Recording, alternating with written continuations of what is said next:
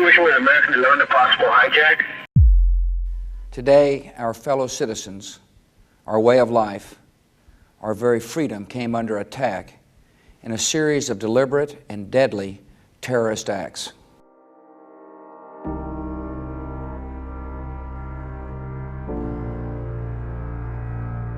My wife, who's a school teacher, and she says you need to turn on the TV. A friend called to turn on the TV. Turn on the television now. But I immediately turned on the TV and saw what was happening. I'd gotten up, it was about 7:30, turned the TV on, and life had changed. We got a call from one of the guys at another station that said we needed to turn on the news. We turned that on, I think right after the first plane had hit, and really saw the same stuff that everybody else saw. Standing, sitting around the TV, in shock, in disbelief. As soon as I got home, she called me, and she called me again and said, "Hey, turn the TV on." And I said to her, "Why?" She said, "Yes, turn the TV on, something's happening." So I turned the TV on, and I could see that one of the buildings got hit. I could see smoke, I could see stuff flying all over the place, and she was on the phone telling me, she was describing to me what she was looking out from her office building. She was telling me she saw smoke, and then she said the intercoms in the office was telling people to leave, and then they would change their mind and they said no, stay because this building is secure, and then I was telling her leave, and she said she had to find a supervisor, and she went on describing to me what was going on. And then as I'm standing there and I'm looking at the TV, I see the second building, the second plane hit her building, and I just lost it. And then the phone went dead, and I knew right there and then that I don't know, that everything was going to change for me. And all I kept thinking was about her, and then kept thinking, if anything happened to her, how would I explain it to my kids?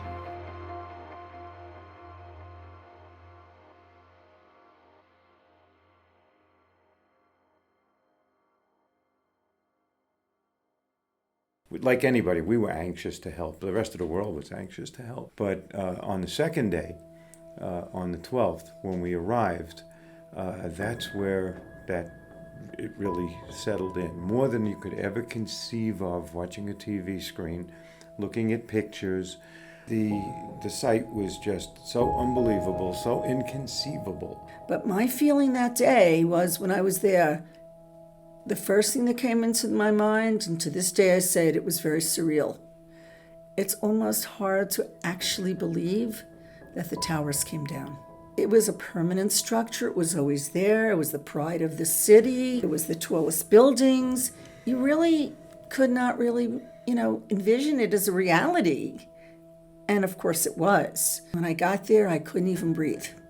I just was so stressed and nervous. What am I going to find there? What am I going to encounter? What am I going to be assigned to do?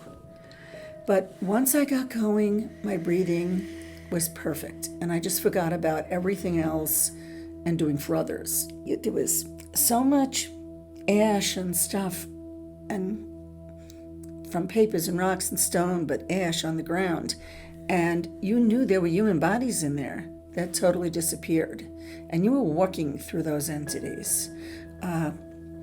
Very, very surreal, very sad, horribly sad to see that this is what our world has come to after all this time. The assignment that we initially had was to get people back up into their apartments in small groups of 10. And they needed law enforcement officers to take them up because they didn't know, first of all, to prevent looting. Secondly, they had to be screened to make sure they're really, they're the right people going up, and they're probably going to go into shock when they see what they're apartments in New York look like. And they did.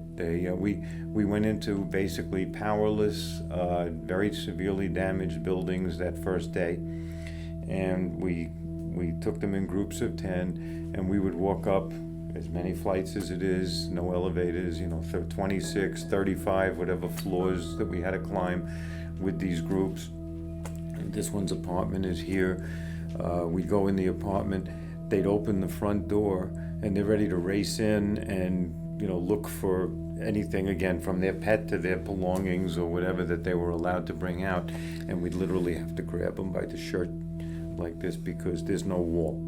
There's nothing behind them. They're going to jump right into the pit. But once you got inside on the back, the entire back wall is blown off of these buildings, and you're just looking down 26 flights or so. And those apartments were filled with the ash also, inches and inches of it.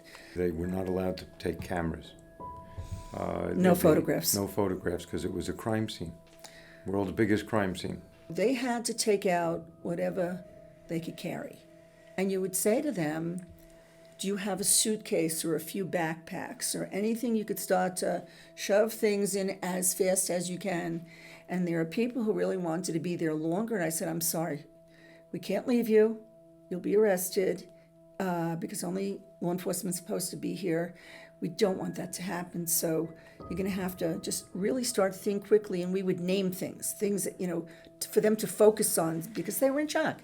Focus on this, focus on that, focus on this. And a lot of people had experimental cancer drugs and medications that you couldn't go to your local pharmacy to get. They came from central places around the country and not easily to replace, especially at that time. So, they had to get that too. There were so many things that to each individual was most important.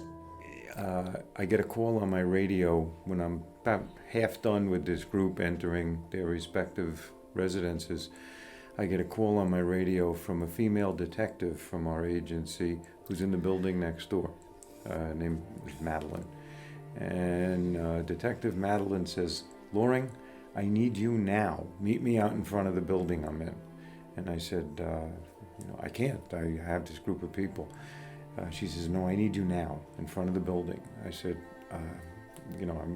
I can't just abandon my people. They will get detained and possibly arrested or lost or injured. Anything can happen. She said, do whatever you have to do. Meet me in front of the building. So I said, okay, that sounded important enough. I took them downstairs. I asked, again, a National Guard person to please keep an eye on them, but, whatever happened, happened. I go next door, and there's the detective, and she takes me aside, and she says, I went upstairs with these two young kids. There's two 20-year-old Mideastern-looking young people standing a few feet behind her, and they have their computers and a few items they took out of their apartment. And she said, we have to get these two turned over to the proper authorities. And she said, I took them up to their apartment. She says, the apartment was clean. It was spotless. It wasn't damaged. She says, but these two young 20-year-old people somehow slighted the National Guard by presenting false ID. She said it wasn't right. They were from a college. The IDs were from a college in New Jersey, pictures pasted on it. And we certainly don't know every college in New Jersey, but I never heard of this one either. And we asked them certain questions. How'd you get to school every day from here? They didn't know. They could, that one they could, but they're smiling and they had an answer for everything except for certain basic ones. Then he finally said, I took the train. Okay, do you have a train pass? No, nobody. In New York, you have a train pass if you commute to school. They didn't have a train pass. They're living in this is in 2001, a $5,000 a month apartment that somebody was financing on the 26th floor, I think it was. And I didn't get to see it, but Madeline described it as all throughout the apartment were pictures of bin Laden all over the wall and Arabic writing and such. And she said, something's up here. Something's up. We don't know what it is, but it's not normal. It's not right. And this apartment overlooked the trade centers, what was the trade centers. And we made a rather rapid decision. We've got to get them to the right authorities to be questioned. They gave us some answers that were pretty screwy, but they were very confident. Like they'd been knowing this was going to come. This moment might come. They followed us. We promised them that we were just escorting them out of the red zone, that there's an exit somewhere. We're going to have a bit of a walk, but we're going to get them out of the red zone. They can hop on a train, go somewhere, see a relative, do whatever they have to do. We're walking towards wherever we thought we should go, and we're walking basically across the edges of the pile. You could feel the heat. You're walking on fire hoses. You're still walking in dust this high, and they're with us now. And we've got these two kids. Whenever they found a fire engine, a body of any kind, there was no life, but the last living person was pulled out of the rubble on the 12th. The last, on the 14th, they pulled a fire engine out of the rubble. And anytime they pulled something out that would be a loss of life, everything stopped. Except for the bucket brigades on the pile, everything stopped and the machinery would keep going.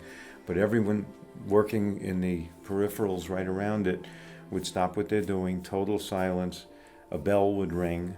I hear a bell today, I shudder. It just still gets to me. But a bell would ring, and this giant crane over the center, which you may remember, would lift up whatever they found in the rubble. And it picked up a huge fire engine that you wouldn't know was a fire engine if it didn't come out of the rubble. It was twisted like a pretzel, and we were told there were 2 or 3 bodies in the cab of the fire engine that were crushed. And we all stood there. We took off our helmets. I had to take off my breather, my mask as well. I was crying my eyes out. And this happened a lot. And hands over our hearts, and we're standing there and we wait silence until the bell stops and the crane takes the fire engine away. And these 2 kids behind us start laughing. They thought this was, well, I guess they thought it was success, but they thought it was funny. They thought it was an appropriate time for them to laugh when everyone else was in tears. They continued that for as long as this occurred. And we said, the better part of our sensibilities told us, no, we got to get them to where they need to go, not harm them, or even accuse them and lose them. We didn't want to, but it strengthened our resolve in getting them to where they had to go. So we made a few attempts at getting them to where they might have to go, and it was not that successful. We found a New York City police sergeant who was running his little unit somewhere, and he said, "What do you want me to do?" I said, "I don't know." We one of us would go aside and explain the situation. Nobody knew what to do. This had never happened before, and where are you going to go? So we kept going. We found a park police captain. We found whatever. Anyway, eventually, shortly after, we finally found our own deputy chief from our agency and from the law enforcement division of the SPCA. And the chief said, "I know where the FBI is." And he got him over to the FBI. He took them, broke our promise of releasing them, but we did turn them over. He brought them over to the FBI, and that was the last we heard of them. Nothing at that point mattered. We'd done. Go back to our group. Go back to whatever our next assignment is, or anything like that. Fast forward, 2003. Just retired from that agency, and I'm now a civilian member of the Long Island Terrorism Task Force called the STARCOM Task Force, and we're at a training session, luncheon, and the head of the FBI for Long Island is sitting with me, and we're talking, and it's a couple of years later now, and we were swapping 9/11 stories, of which he had plenty, and of course I had mine. And he said, I told him this story, and he said, "Oh, that was you?" I said, "Yeah." I said, "What do you mean?" He says, "Well, we never knew who got them. They didn't even know about our deputy chief turning them over. But he said, they were the first 2 detainees taken to Guantanamo domestically from our homeland. Up until then, they've been from all over the globe, perhaps, captures and detainees and arrests. But they were the first 2. He doesn't know their names. He doesn't know what came of them. But he said they had information, and they were spotters. They were involved with whatever was involved with this whole plot to assure that it happened or to report on its happening. We don't know. We don't know. I don't know the details, but those computers proved to be valuable, and perhaps information they had. I don't know.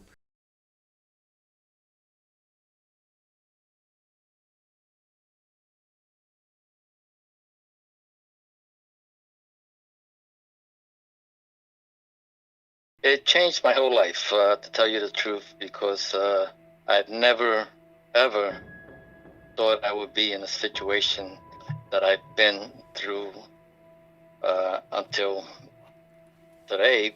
Still, kind of realize watching the events and talking to my wife, Mary, who worked on the towers in the World Trade Center, that as soon as I saw that the second plane hit the World Trade Center, then right there and then I knew that my life was going to take a big change. Not only me, but my children. And we used to be a close family, and then this thing just kind of divided us. Family. We're sisters, and everybody, we all used to get together. Then all that automatically stopped after that happened, because my wife was I guess you could say she was the one who kept the family together.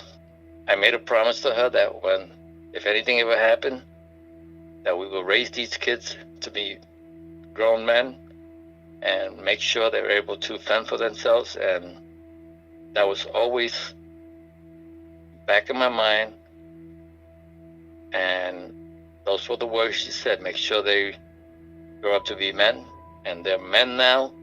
And I'm just happy that I was able to accomplish that. I explained to them a lot of times, but they're old enough now, and they do watch things, and they ask questions and all that, and I'm glad for that. Never can forget this day. I had a hard time, because whenever I try to talk to them, I try to explain to them, I could never finish. I would break up, or I would fall apart. Just thinking about it, and I managed to get some of it out and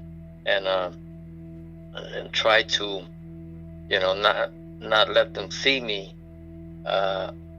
fall apart. But as the years went by, and as I would be in the car with one of them or 2 of them, and I would, start explaining stuff to them little by little. But then right there, once it hits me, then I just, I shut up and just wait for another day. And little by little, every year, I was able to explain to them and tell them how,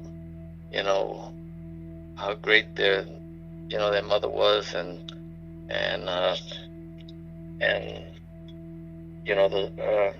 the things that happened that day that it should have never happened.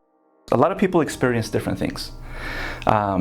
We see those that were filled with fear that turned into anger, but we also see those that started empathizing with the community.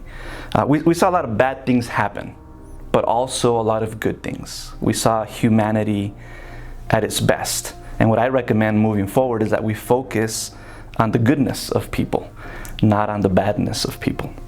This anger and this fear also, turns into discrimination and prejudice. So the people that experience greater fear and greater anger tend to, put people in groups. So After 9/11, this fear and this anger turned to all the people that we associated with the attackers, which in general we can say Middle Eastern descent. So this fear and this anger led people to place, all these people into that group of attackers. Now, the people that experienced more sadness, that were more personally affected by 9/11, experienced more sadness and more sorrow and more anxiety, they weren't in much agreement with government intervention. So we see fear and anger as a big trigger, I guess I would say, to prejudice and discrimination, and we see sadness as anxiety, having different types of effects. We do tend to group people. That's just the human characteristics. We don't see people as individuals. We see people as parts of groups, and we judge individuals as part of a group. So during this incident, this horrible event, people tend to group people. Anybody of Middle Eastern descent falls into the category of an attacker, and that's why we see the increase in the stereotypes, in the prejudice, in the discrimination, in the hate crimes, unfortunately. Because we're grouping people, and we have that tendency not to see individuals but to see groups of people, and that's one of the biggest problems we experience till today. People who are still fearful of terrorist attacks and people who are still angry continue with this type of prejudice and discrimination. Having been doing this for 32 years, we always want to learn from anything, and we are a learning organization as an Army. And I think as we look back on 9/11 and we've looked at ourselves, of course we always want to improve our readiness posture. It's all about the military, our Army, our soldiers being ready to execute their mission. And I don't think we can neglect any enemy. I mean, we see what a organization did to America that was not a formidable ground force. It wasn't state-sponsored. It was a terrorist organization. And so I think we must be prepared to respond to any conflict when our nation calls. As far as maintaining a holistic readiness posture, I don't think we can neglect history and what we learn in our history as we look at different battles. As you go back and you look at World War I or World War II, we learn some of the same things in those battles as we learned in Afghanistan, as we learned in Iraq. And so I think we definitely have to look at what we've learned over 2 decades of COIN fight, our CT fight there. And now as we go back to large-scale combat operations and our shift to large-scale combat operations, we have to look at those lessons that we've learned over the past 2 decades to make sure we don't make those mistakes again, and to make sure that we're ready to not only compete but also fight and win against our peer and near-peer competitors. So I think that really as you look at the ramifications of 9/11, over 3,000 Americans or 3,000 people killed on 9/11. But just look at how many service members we've lost in both of the conflicts in Iraq and Afghanistan. That wasn't in vain. So we got to make sure that we are better the next time the military is called upon, so that we can fight and win our nation's wars. And winning does matter, okay? It matters to all of us. In silence, as the attacks continued and the details unfolded, it was horrific. It was terrifying. The threat of terrorism placed new demands on the fire service. It shed light on some areas that weren't really the focus at the time, helped us realize the importance of training and education, the preparedness for large-scale incidents. We learned that communication was a big factor that we needed to improve on. Fortunately, it shed light on the need to focus on mental health and well-being of not only first responders, but everybody. It also shed light on cancer awareness and prevention in the fire service. The fire department changed that day. It really did. I think we've always had a really good respect of the country, but even me, you know, being in that job, seeing the firefighters go one way and everybody else go one way, the police department go one way and everybody go, it really gets you to thinking about the sacrifices that not only public safety people make, our military and everybody makes, but that day there were people going in to a situation that was pretty bad. And 343 firefighters didn't make it that day. And I think about that every day.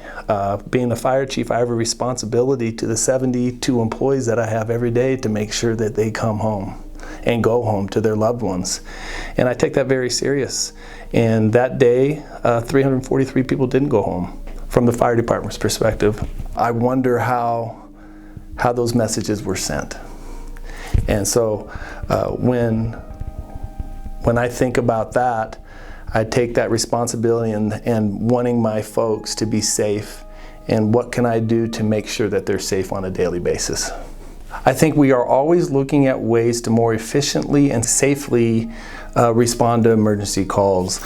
I think one thing that has been heightened over the years and is really in the forefront every day is our people being sure that they have situational awareness and always being vigilant to where they're going and why they're going. We have operationally changed the way we function all the time. We do it to make sure we're streamlining and making sure we're doing it the most efficiently and effective way. For instance, 10 years ago, regardless of what the call was, we would send a fire truck and an ambulance.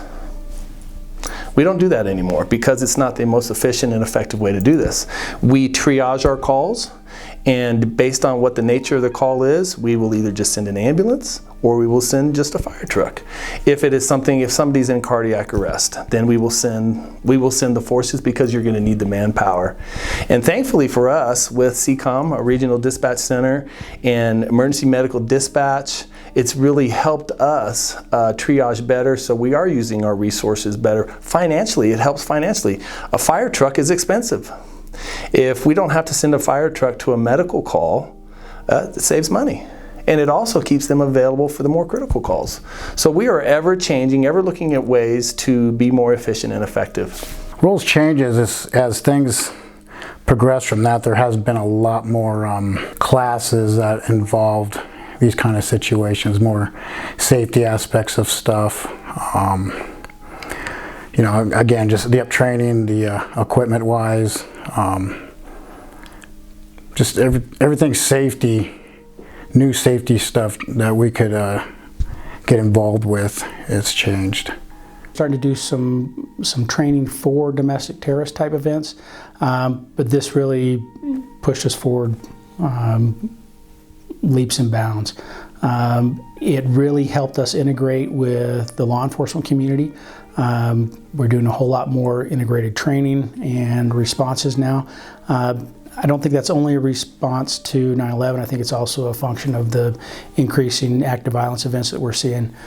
So I think it's changed how we respond to initial events that may not necessarily be safe for us. The other thing that I think we're really seeing some changes on is with cancer prevention. 9/11 obviously brought out a lot of the stuff that we're exposed to just in regular fires. A lot of that causes cancer, so we're taking a whole lot more proactive approach to preventing and reducing those exposures, making sure that our personnel have a long and healthy career. Well, I think we ought to keep in mind that I don't think we're ever 100% safe. We have to be very diligent regarding the safety of our communities.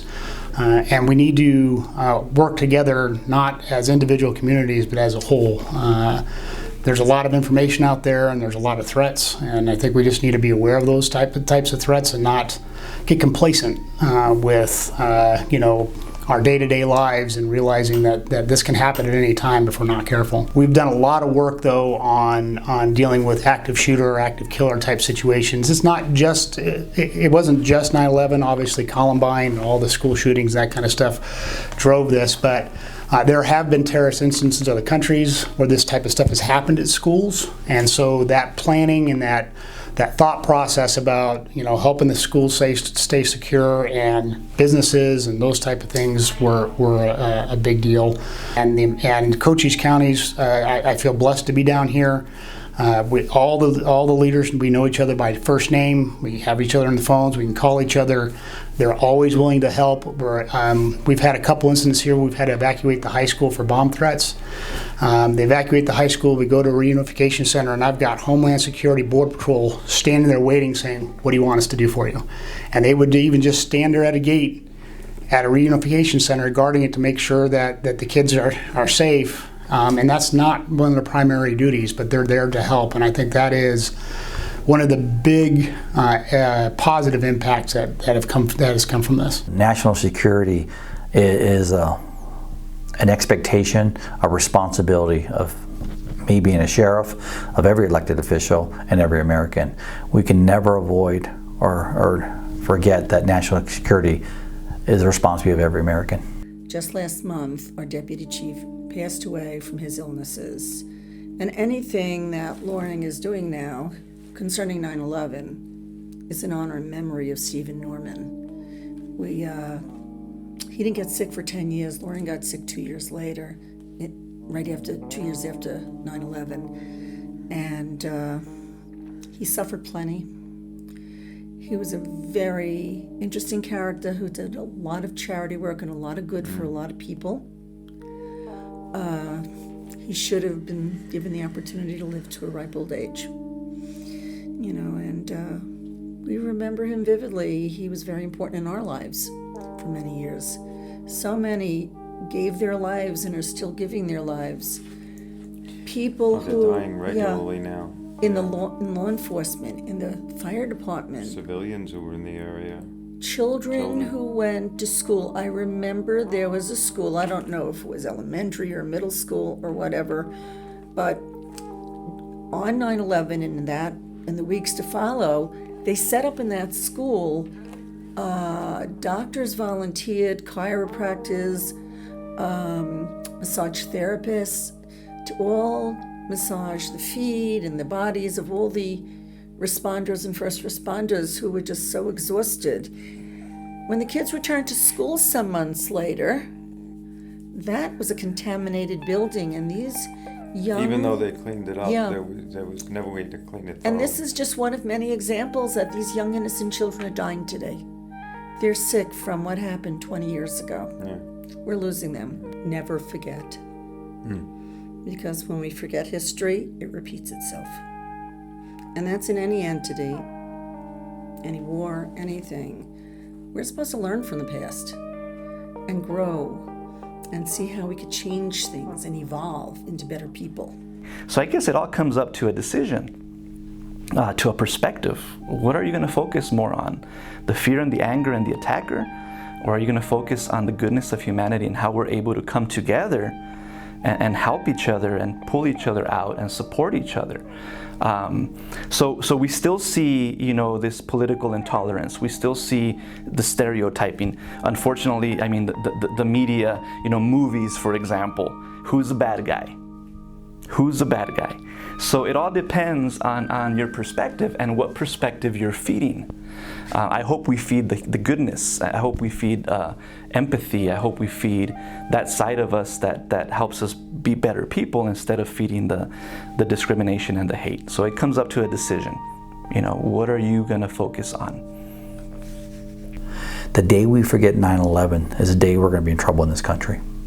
The day we forget the rule of law and why people have paid the ultimate price within our military, within public safety, to guard and safeguard that you and I can do this interview today, we're in trouble. We have to stand united as the United States of America, as Americans, so we can be the greatest country on earth. The day we give that up is the day we're in trouble. People should just remember that it did happen and it changed our country forever. And one way we memorialize it is at our memorial. You know, we have a beautiful memorial at Station 3 that was designed by our community that is just now really coming into be because the trees are growing and the memorial is beautiful, the Flutter of Souls, the piece of the World Trade Center that is there. And we use that as a reflection point for us so we don't forget too. I have a lot of members of my organization who may have been 1-2 years old when this happened. So we need to explain to them and explain to our kids, my kids, just what happened. It's part of our history. And making sure that they understand and put them on a path towards understanding and showing that they respect what happened and they respect that they know that they can maybe do something to help. I think the big thing is really recognizing the legacy that they left. Almost my entire fire career has been against the backdrop of 9/11. The legacy of the 343 firefighters that stepped forward and did the job. I think that moving forward, we'll continue to measure ourselves against that standard, and they set the bar pretty high, which I think is to everyone's benefit, whether firefighting, law enforcement, any other aspect of public safety. I think we're all aspiring to do what needs to be done, when it needs to be done, where it needs to be done.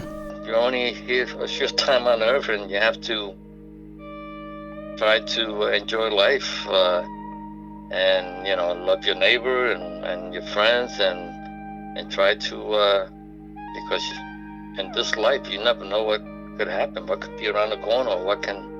You have to you know, be aware that we're only here for a short time, and you have to enjoy life, but they have to look out for each other.